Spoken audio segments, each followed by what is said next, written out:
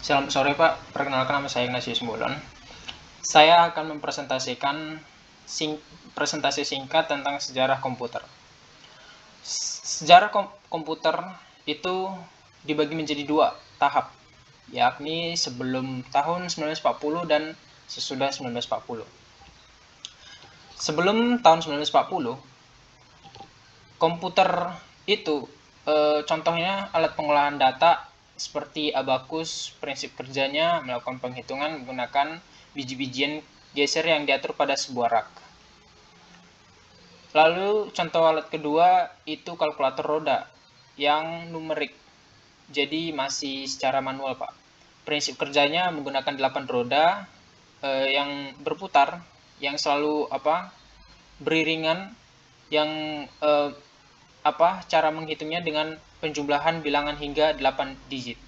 Alat ini merupakan alat penghitungan bilangan yang berbasis 10.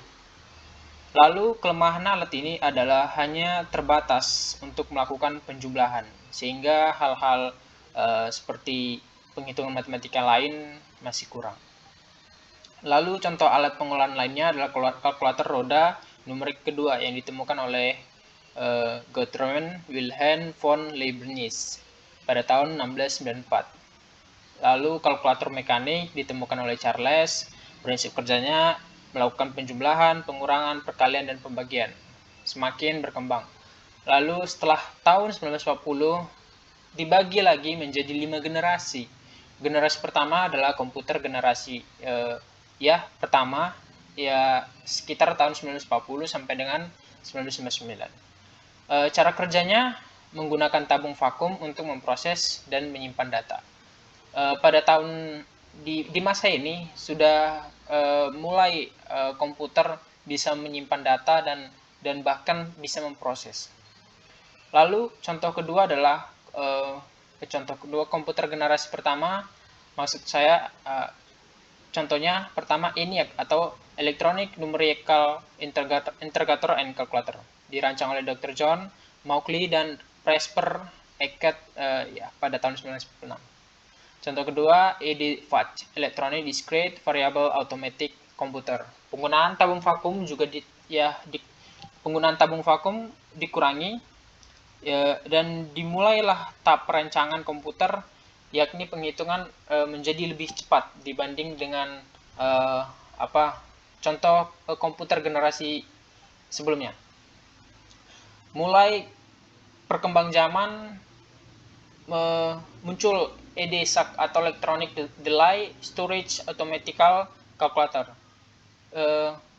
Uniknya ini adalah memperkenalkan penggunaan raksa atau merkuri dalam tabung untuk menyimpan data. Lalu UNIVAC, satu komputer pada tahun 1951, Dr. Mauchly dan Eckert menciptakan UNIVAC 1, Universal Automatic Calculator, atau komputer pertama yang digunakan untuk memproses data perdagangan. Setelah tahun 1940,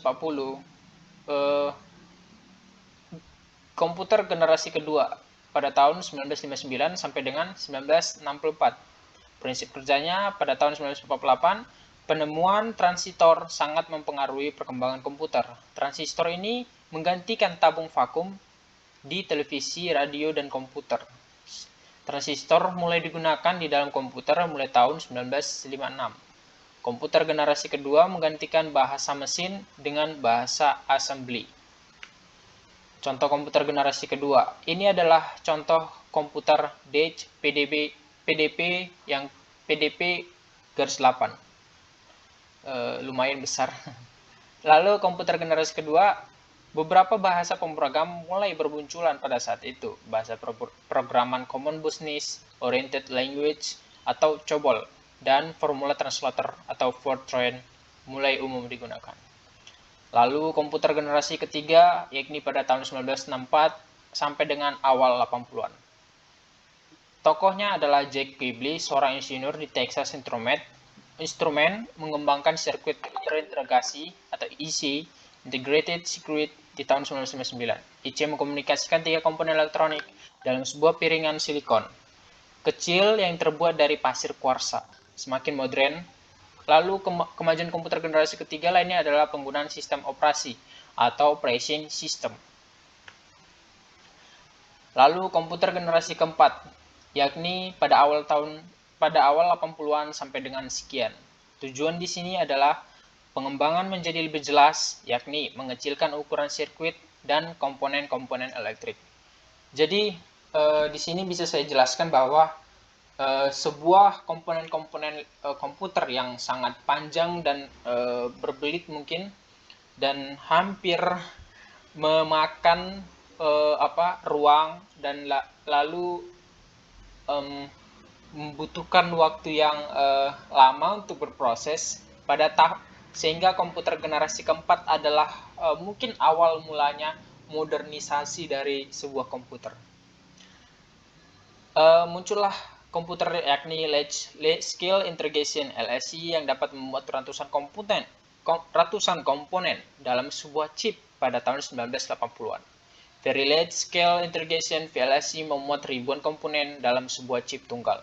Ultra Large Scale Integration ULSI meningkatkan jumlah tersebut menjadi jutaan. Wow. Lalu ini adalah sebuah chip yang IC yang LSI, simbolnya adalah IC, yang bisa memuat jutaan, yang bisa memuat ratusan komponen. Lalu yang generasi selanjutnya generasi komputer ke-5, yakni komputer masa depan. Sistemnya mampu mengkoordinasikan banyak CPU untuk bekerja secara serempak. Kemajuan lain adalah teknologi superkonduktor yang memungkinkan aliran elektrik tanpa ada hambatan apapun yang nantinya dapat mempercepat kecepatan informasi. Dari sini saya mau menjelaskan Pak bahwa generasi komputer itu tercipta bukan secara spontan dan dalam waktu yang singkat. Di sini dijelaskan bahwa sebelum 1940 bahkan sudah memulai sebuah rancangan untuk memodelkan sebuah komputer. Walaupun memang step by step adalah kerumitan gitu ya Pak. Dimulai dari penghitungan dasar seperti alat pengolahan datanya seperti abakus, lalu muncul kalkulator roda numerik yang masih mungkin secara masih manual dan butuh waktu program atau kecepatan proses yang lambat.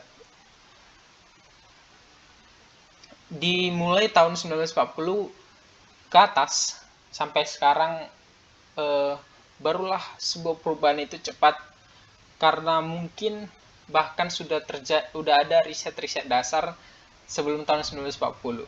Jadi bisa saya katakan bahwa tahun 1940 adalah awal dari